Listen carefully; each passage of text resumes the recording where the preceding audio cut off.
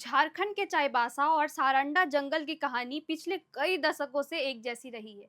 जंगल की हर पगडंडी, हर पहाड़ी, हर टहनी के पीछे डर छुपा होता था। कभी अचानक बंदूक की आवाज, कभी धमाका, कभी गांव वालों से वसूली, कभी पुलिस वालों पर हमला।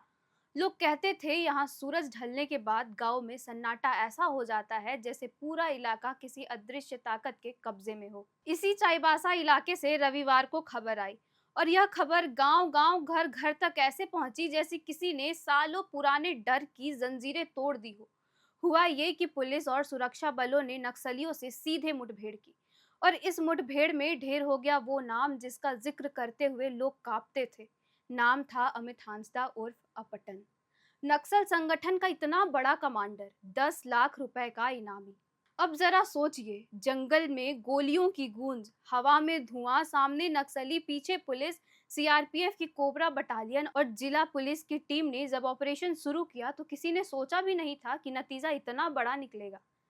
पुलिस को खबर मिली थी कि इलाके में कुछ नक्सली छिपे हुए हैं।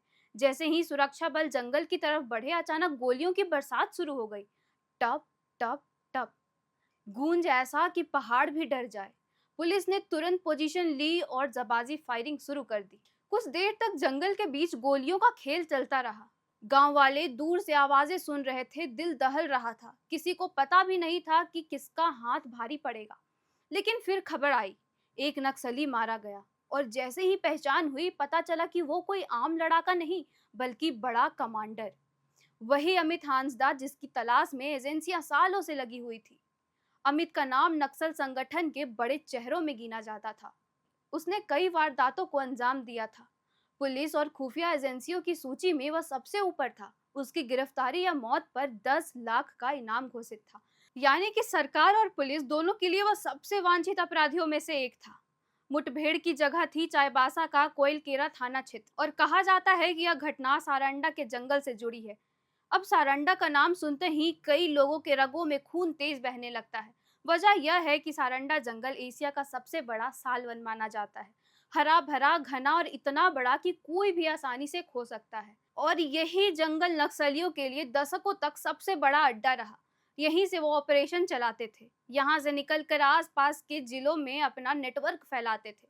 मुठभेड़ के बाद पुलिस ने पूरे इलाके की घेराबंदी की। घंटों तलाशी अभियान चला। सुरक्षा बलों को वहां से एक एसएलआर राइफल और अन्य हथियार भी मिले। पुलिस को शक है कि मुठभेड़ के दौरान बाकी नक्सली भागकर आसपास के गांवों या जंगलों में छिप गए। नक्सली सर्च ऑपरेशन देर रात तक चलता रहा। स्थानीय लोग बताते हैं कि जिस दिन गोलियों की आवाज गूंजी, बच्चे रोने लगे थे, औरतें घरों में दुबक गई थी। लेकिन जैसे ही खबर फैली कि मारा गया आदमी अमित हांसदा है, लोग धीरे धीरे घरों से बाहर निकले। कोई राहत की सांस ले रहा था, कोई सुरक्षा बलों को धन्यवाद दे रहा था। अब सवाल ये है कि आखिर अमित हांसदा कौन था? उसका नाम इतना बड़ा क्यों था? दरअसल अमित हांसदा संगठन में जोनल कमांडर था। उसके ऊपर कई पुलिस वालों की हत्या, विस्फोट और वसूली जैसे केस दर्ज थे। कहा जाता है कि वह इलाके के युवाओं को बहलाकर उन्हें संगठन में भर्ती करवाता था। जिसके घरों में गरीबी थी, बेरोजगारी थी, उन्हें यह कहकर जोड़ता था कि सरकार तुम्हारे लिए कुछ नहीं कर रही है, आओ हमारे साथ जुड़ो। धीरे धीरे वह इलाके में एक बड़ा चेहरा बन गया। पुलिस के लिए उसकी मौत बड़ी कामयाबी है, क्योंकि अमित जैसा आदमी सिर्फ एक नक्सली नहीं था, पूरे नेटवर्क की रीढ़ था। उसके मारे जाने का मतलब यह है कि बाकी नक्सलियों का मनोबल टूट गया होगा। हालांकि पुलिस मान रही है कि अभी भी कई लोग जंगलों में छिपे हैं, इसलिए तलाशी अभियान रुकने वाला नहीं है।